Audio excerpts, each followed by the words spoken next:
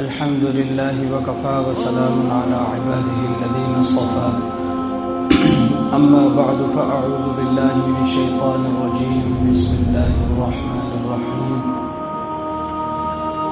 وإذ ابتلى إبراهيم ربه بكلمات فأتمهن صدق الله العظيم.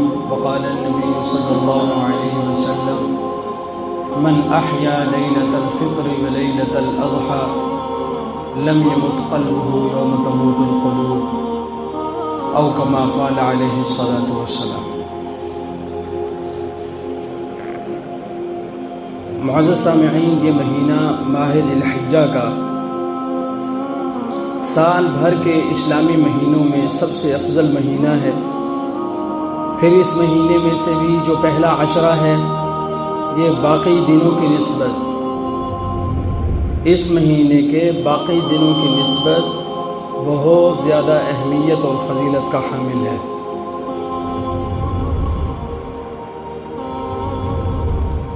ماہ ذی الحجہ اپنے اندر بہت سے ایمان افروز واقعات سموئے ہوئے ہیں.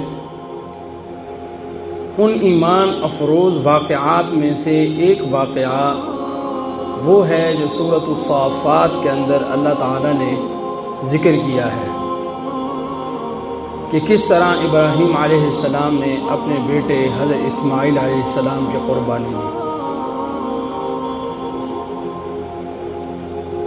سیدنا ابراہیم علیہ السلام نے اپنے چچا کی بیٹی حضرت سارہ سے نکاح کیا.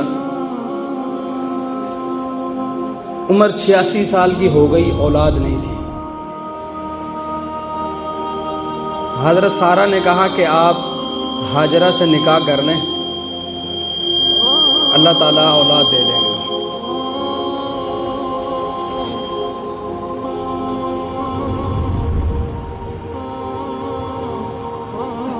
تو حضرت سارہ نے کہا کہ آپ ہاجرہ سے نکاح کر لیں، اللہ تعالیٰ اس سے اولاد دے دیں گے. چنانچہ ابراہیم علیہ السلام نے حضرت ہاجرہ سے نکاح کر لیا.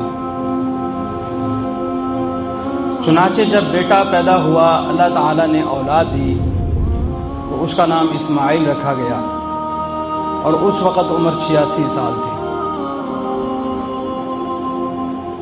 ابراہیم علیہ السلام اس سے پہلے بھی بہت سی آزمائشوں میں کامیاب ہوئے اور یہ بھی ایک آزمائش تھی کہ اللہ کا خلیل 86 سال کی عمر، اولاد نہیں ہے. چنانچہ اولاد ملتی ہے. آپ خود اندازہ کریں کہ ایک آدمی کے 86 سال تک کوئی اولاد نہ ہو تو جب اس کی 86 سال کی عمر میں اولاد ہوگی تو اس کی خوشی کا عالم کیا ہوگا. باپ بھی خوش، ماں بھی خوش، ابراہیم علیہ السلام بھی خوشی منا رہے، حضرت ہاجرہ بھی خوشی منا رہی ہیں. لیکن اسی دوران اللہ کی طرف سے ایک اور آزمائش آ جاتی ہے. وہ آزمائش یہ ہے کہ آپ اپنے اس دودھ پیتے بچے کو یہاں سے ہزاروں میل دور مکے کی بے آب و گیاہ وادی، جہاں نہ آدم ہے نہ آدم ذات، جہاں نہ پانی ہے نہ خوراک، اس جگہ کے اوپر جا کر کے آپ اپنے اس بیوی بچے کو چھوڑیں. اب باپ کی بیٹے کے ساتھ محبت کتنی ہوگی، دودھ پیتا بچہ ہے. لیکن ابراہیم علیہ السلام کو حکم یہی ہے کہ اللہ کا حکم سب سے بڑھ کے ہے. اور ابراہیم علیہ السلام قدم قدم پر ہمیں یہی سمجھا رہے ہیں اپنے عملی زندگی سے بھی کہ اللہ کا حکم اولاد کی محبت، بیوی کی محبت، رشتے ناتوں کی محبت سے بڑھ کے ہے. چنانچہ جہاں کہیں بھی اللہ کا حکم کے درمیان اولاد آ جائے، بیوی آ جائے، رشتے ناتے آ جائیں تو سب سے پہلے اللہ کے حکم کو پورا کرنا.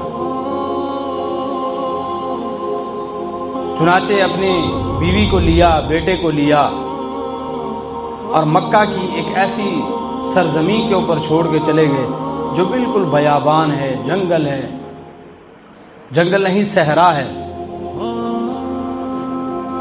اور وہاں اپنے بیٹے کو اسماعیل کو اس کی والدہ کی گود میں بٹھاتے ہیں. پانی کا ایک مشکیزہ اور تھوڑی سی کھجوریں ہیں، وہ ان کو سونپتے ہیں اور واپسی کا ارادہ کر لیتے ہیں. حضرت ہاجرہ نے پوچھا کہ آپ ہمیں اس ویران جگہ کے اوپر چھوڑ کے کیوں جا رہے ہیں؟ یہاں تو ہمارا کوئی خیر خواہ نہیں ہے، کون ہمارا خیال رکھے گا؟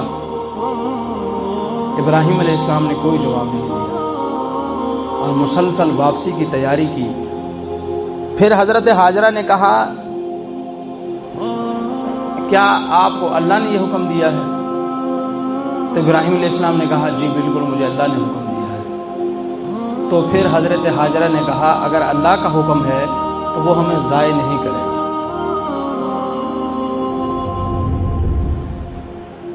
اب دیکھیے اللہ کے حکم کو پورا کر رہے ہیں حضرت ابراہیم علیہ السلام۔ اللہ نے کہا کہ بیوی بچوں کو وہاں جنگل کے اندر صحرا میں چھوڑو، جنگل تو نہیں صحرا کے اندر بچوں کو چھوڑا ہے۔ اب ابراہیم علیہ السلام اس کی اطاعت کر رہے ہیں، کوئی زبان پہ گلہ نہیں، شکوہ نہیں، یا اللہ 86 سال پر ہمیں بیٹا دیا اور وہ تو اب یہ کہہ رہا کہ جا کر کے اس کو کسی ایسی جگہ پہ چھوڑا ہوں جہاں نہ کھانے کو کچھ، نہ پینے کو کچھ، نہ رہائش کے لیے چھپر بھی نہیں ہے۔ زبان پہ کوئی حرف شکایت نہیں، کوئی گلہ نہیں، وہاں چھوڑا دے۔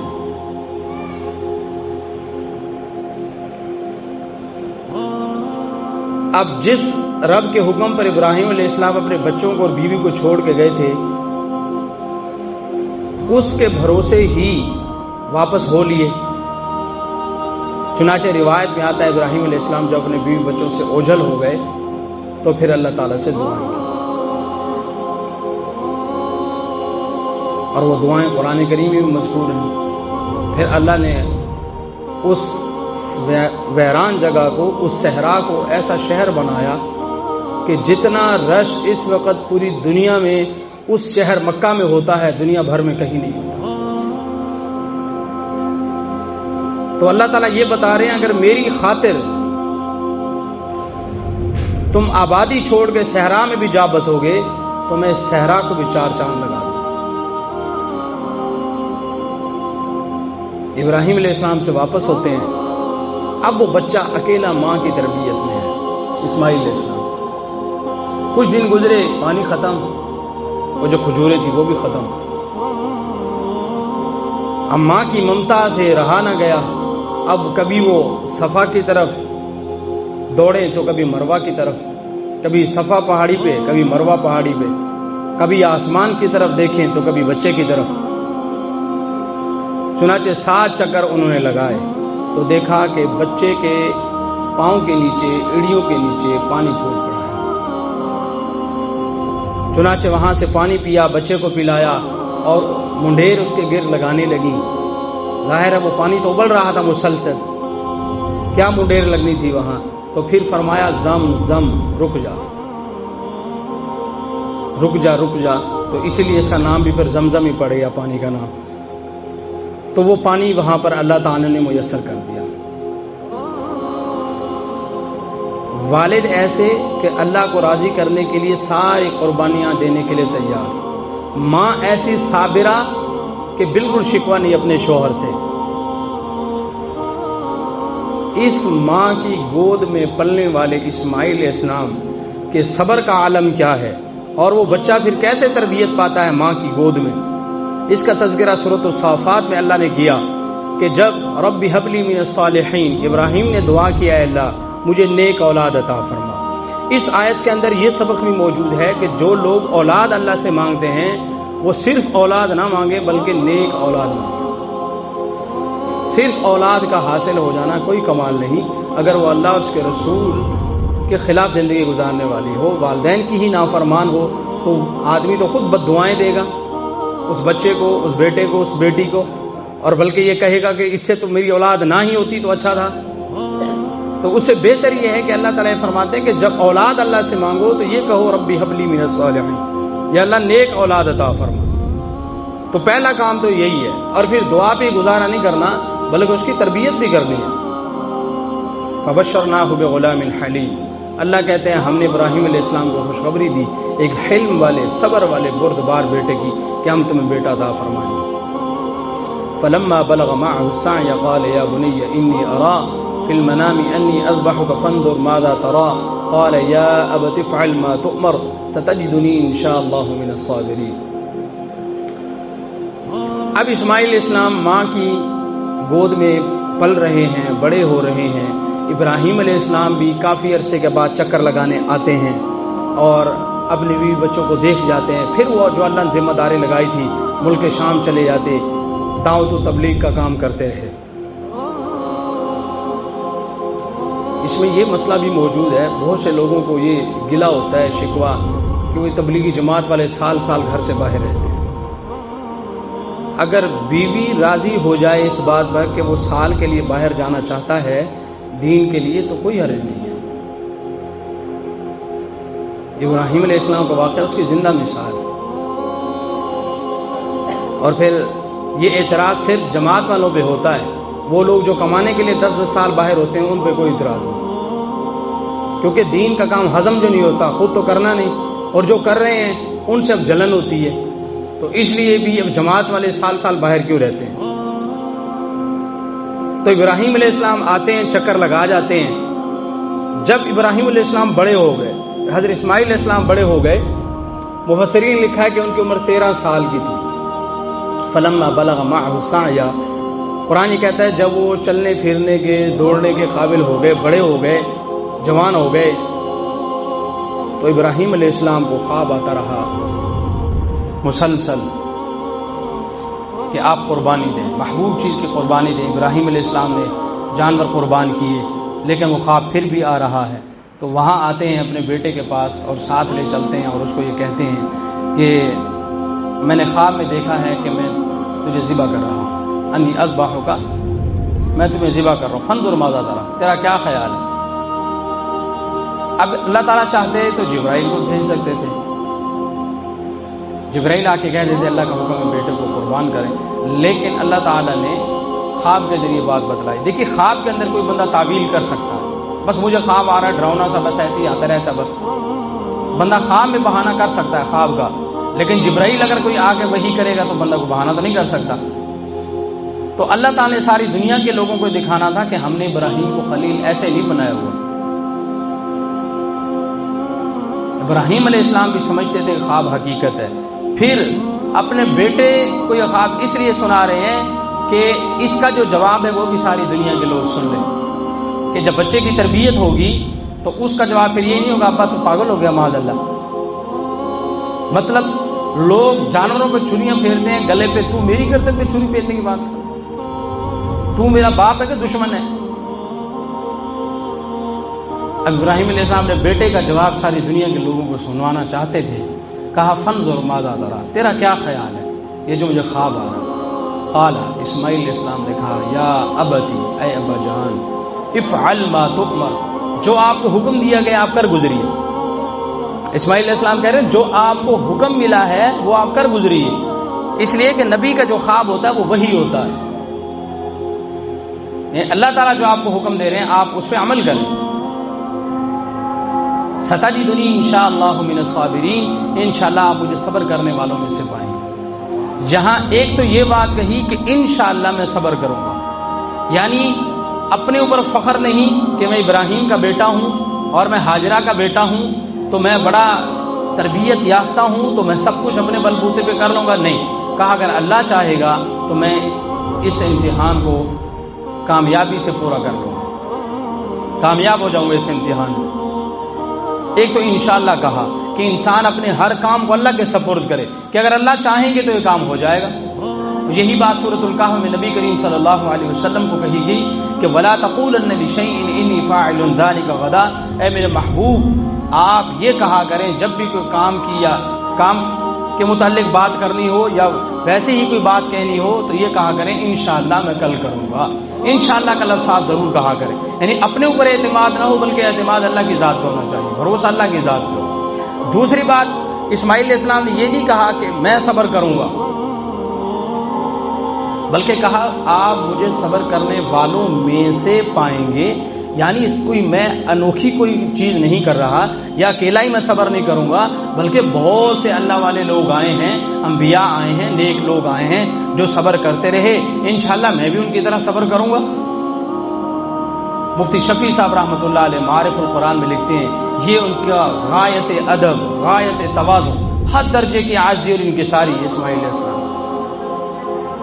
تبھی تو اقبال، اب دیکھیں والد کہہ رہے ہیں تب بھی لبیک ہے، صرف ماں نے تربیت کی ہے، باپ تو ہوتے نہیں تھے ابراہیم علیہ السلام تو وہاں پہ۔ تبھی تو اقبال نے کہا کہ یہ فیضان نظر تھا، یک مکتب کی کرامت تھی، سکھائے کس نے اسماعیل کو آداب فرزندی۔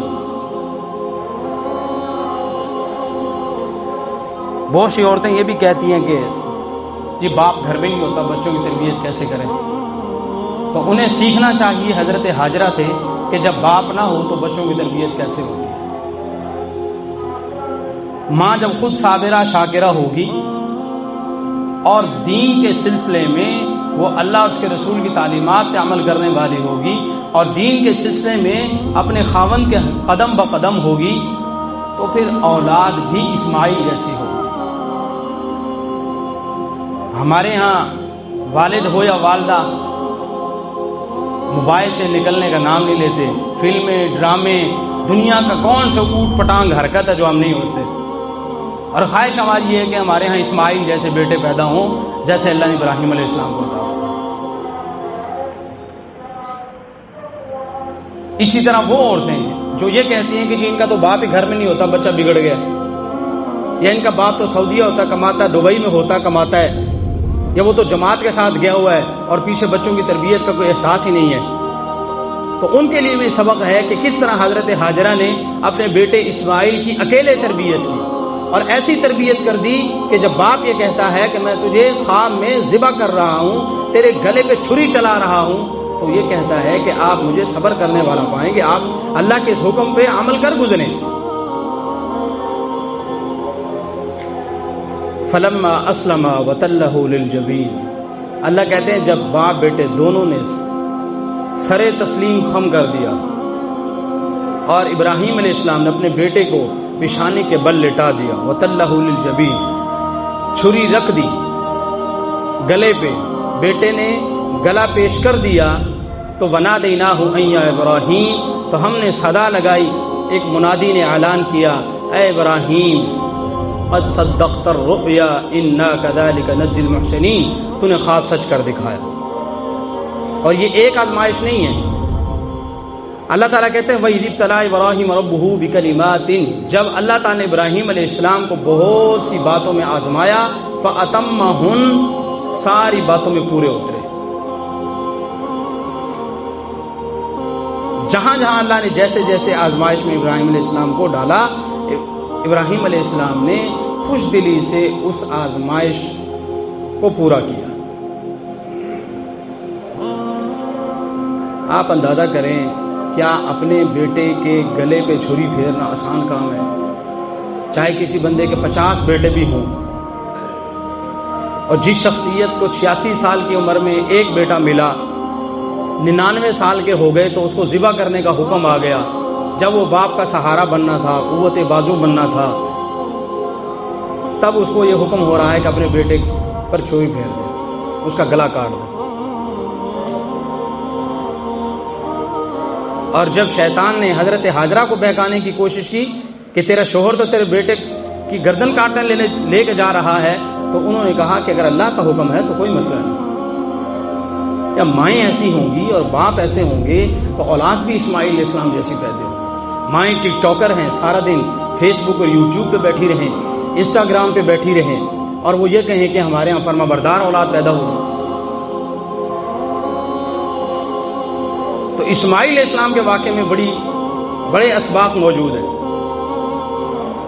جب ماں باپ قربانی دیں گے، اپنی خواہشات کی قربانی دیں گے، اللہ اور اس کے رسول کے دین پہ چلیں گے، تو اللہ تعالیٰ بھی بدلے میں نیک اولاد عطا فرمائیں گے۔ اور ہم دین پہ ہی نہ چلیں، دین کی پابندی ہم ضروری ہی نہ سمجھیں، اور پھر کہیں کہ ہمارے گھر میں جنید بغدادی پیدا ہو جائے، تو یہ مشکل ہے۔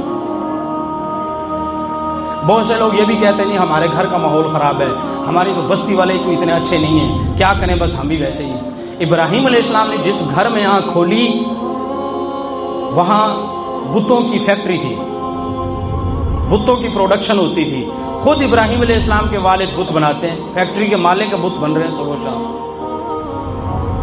لیکن جب دیکھا کہ میرے گھر کے اندر غلط کام ہو رہا ہے تو اٹھ کھڑے ہوئے ثابت قدمی کے ساتھ، والد کو سمجھایا، ان سے گفتگو کی، انہیں بتایا کہ یہ توحید کے خلاف ہے، اور اپنے والد کو کہا گیا ہے بجان میں آپ کو بتا رہا ہوں اگر آپ نے کام نہ چھوڑا یہ تو گناہ والا کام ہے، اللہ تعالیٰ آپ کو جہنم میں ڈال دیں گے اگر آپ نے کام نہ چھوڑا، اللہ آپ کو سزا دیں گے۔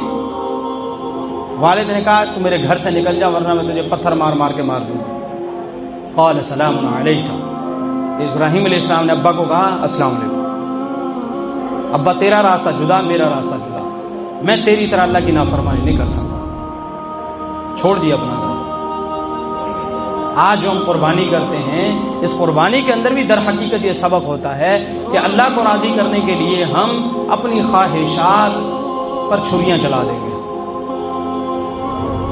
ہم تو اس دن بھی نافرمانی کر کے جانور قربان کر رہے ہوتے ہیں اور اس کے بعد کی زندگی ویسے ہی ہوتی ہے، ہمیں پتہ ہی نہیں کہ اس سلسلے میں احکام و مسائل کیا ہیں، تعلیمات کیا ہیں، نہ ہمارے بولنے میں حرام حلال کی پہچان ہے، نہ دیکھنے میں، نہ سننے میں، نہ کمانے میں، حتیٰ کہ جو جانور بھی خریدا ہوا ہے اس کے اندر مال ہم نے حلال لگایا کہ حرام لگایا۔ تو اصل تو قربانی کا فلسفہ یہی ہے کہ اللہ کو راضی کرنے کے لیے اگر ہمیں اپنے بیٹے کے گلے پہ چھری پھیرنی پڑی تو وہ بھی پھیر دیں گے، صرف قربانی کا جانور نہیں۔ لیکن ہم تو بیٹے تو بہت دور کی بات ہے، ہم سے تو اپنی خواہشوں پہ چھری نہیں پھیری جاتی، خود نافرمانی کر رہے ہیں۔ تو قربانی کا جو اصل سبق ہے وہ یہی ہے کہ اللہ کو راضی کرنے کے لیے اپنی ساری خواہشات کو قربان کر دیا جائے۔ اور آپ صلی اللہ علیہ وسلم نے ارشاد فرمایا تم میں سے کوئی شخص اس وقت تک کامل ایمان والا نہیں ہو سکتا جب تک اس کی ساری خواہشات ان تعلیمات کے تابع نہ ہو جائیں جو میں لے کے آیا ہوں۔ تو جو چیز اللہ اس کے رسول کی تعلیمات کے مقابلے میں سر اٹھائے گی اس کا سر کچلنا ہے،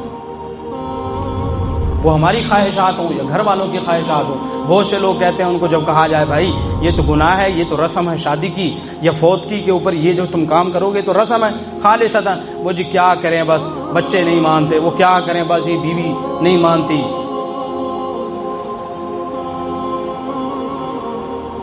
تو یہ کوئی بہانہ نہیں،